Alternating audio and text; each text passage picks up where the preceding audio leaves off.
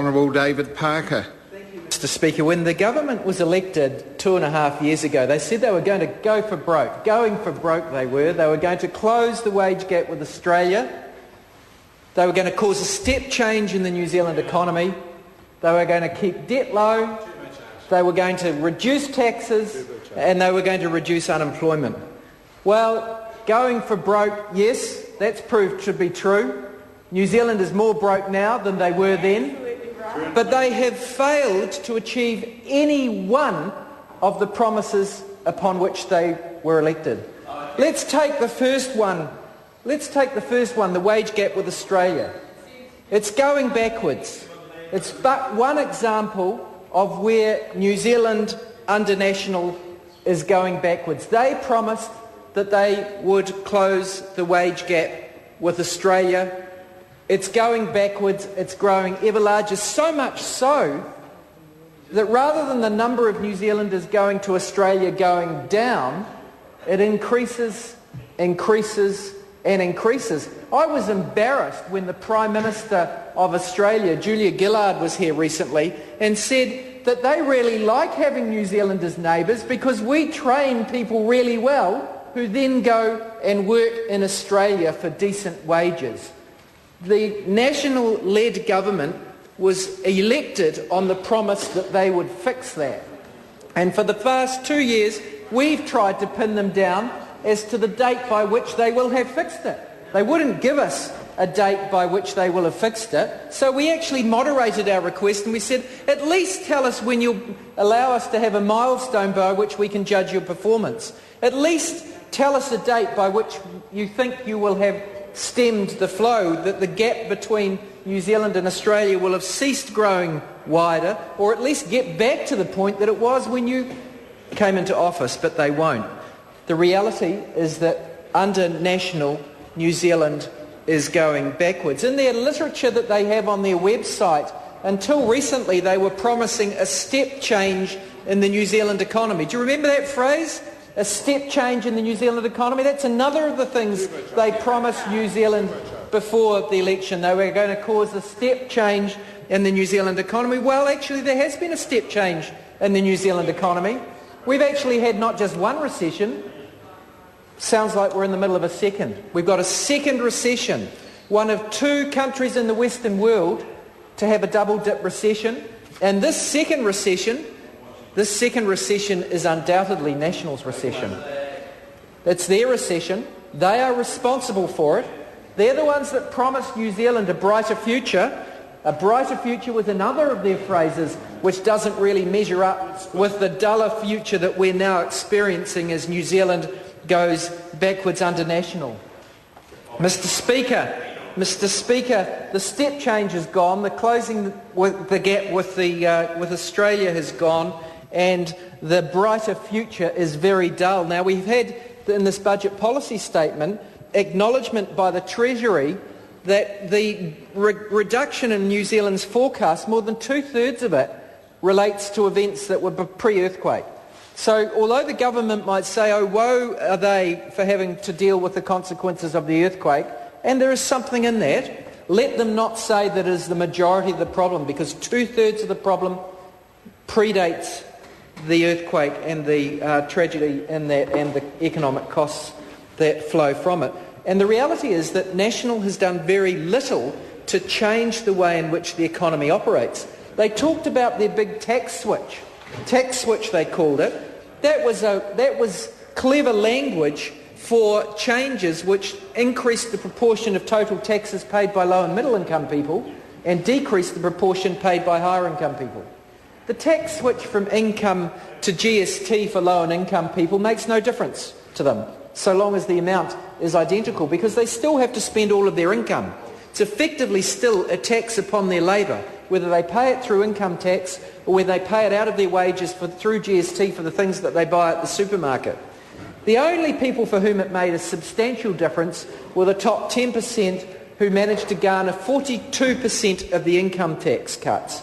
So the government has not got a plan to get the economy going. They've only got a very small part of what would be a prudent economic plan, and that relates to tax policy. Their tax policy is, in the view of the Labour Party, wrong because it so disproportionately benefits the very narrow section of New Zealand for whom they plainly govern. But even if you accepted that tax policy as being right, which we don't on this side of the House, it is but a small part of a good economic policy. What are the other parts of the economic policy of the government? Well, we should mention a couple. Cut the research and development tax cut. Needed to stimulate the sectors in the economy which will grow exports in non-traditional export areas. Now, we all know that agriculture, forestry, fishing, those are very important sectors of the economy and will continue to be so. But growth in those sectors alone will not lift New Zealand's fortunes sufficiently for us to bridge some of that gap with Australia. We know that from, amongst other things, the report by the New Zealand Institute, which said a goal is not a strategy. The title itself, a flick at the government for their economic mismanagement. Mr. Speaker, we know that in order to grow our exports, we have to have exports in new sectors. And what did the government do?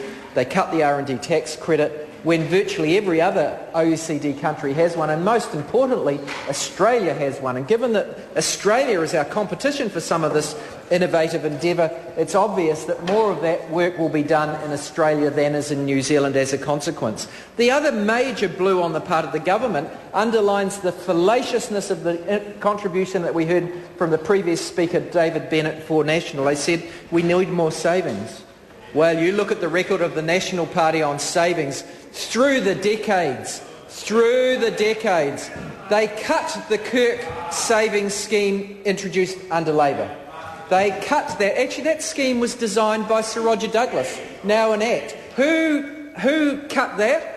The National Party cut it. If we had that, New Zealand would be in a similar position to Australia, with savings and investment markets similar to those of Australia. The standout difference between New Zealand and Australia. The standout difference, the quality of their savings, the depth of their savings and the depth of their investment market. What did they do subsequently?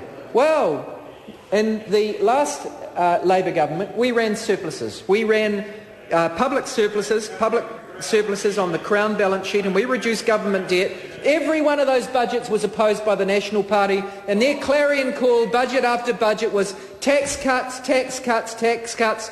Don't run surpluses. If the prior Labour government had done that, New Zealand would be in the position of some of those countries like Portugal, Italy, Greece, having to drastically cut social expenditure at the moment because public debt would be so out of control. Instead, we reduced government debt down, net government debt to zero, and had gross government debt down from 38% to 17% of GDP. Every one of those budgets opposed by National.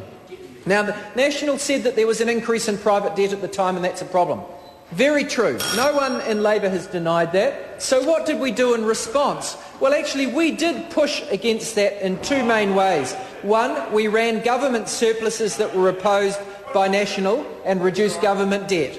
And secondly, we actually introduced KiwiSaver, Mr. Bennett. You shake your head because you've obviously forgotten that. We introduced KiwiSaver because we knew that there was a problem with increasing private debt. We increased interest rates through the Reserve Bank independently of the government. They do that independently to try and take the top off some of the asset bubbles. But we did more than that opposite the National Party's done since then to stimulate savings, both to take pressure off that burgeoning private debt and to increase the depth of our investment markets. What did the National Government do in return?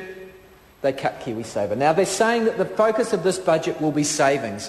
2 years too late, I'm sorry, Mr. Bennett and other National Party members. 2 years too late. You've actually undermined savings until now, and not many people are going to be fooled by your rhetoric and belated steps at this part. You're out of touch with Kiwis. Rising costs are going up. They're going through the roof. Living costs are up. Ordinary Kiwis can't afford their power bills. You're putting at risk those by flogging off the SOEs, which will put further upward pressure on power prices. New Zealand's going backwards. The government does not have an adequate plan for the economy, and therefore the contest is open at the end of the year. The contest is open at the end of the year because people are increasingly recognising that although it might be true that the earthquakes exaggerated New Zealand's economic problems, National is the cause. Point of order, Lindsay Tish. Mr Speaker, I seek leave to make a personal explanation. Is the member prepared to indicate the subject material? Concerns the chairmanship last night on the committee Okay, that's fine. of the Legal Services. Leave is sought for that purpose. Is there anyone opposed to that course of action? There appears not. Leave is granted. Last evening, while the Speaker was in the chair, having been recalled to rule on a matter arising in the committee,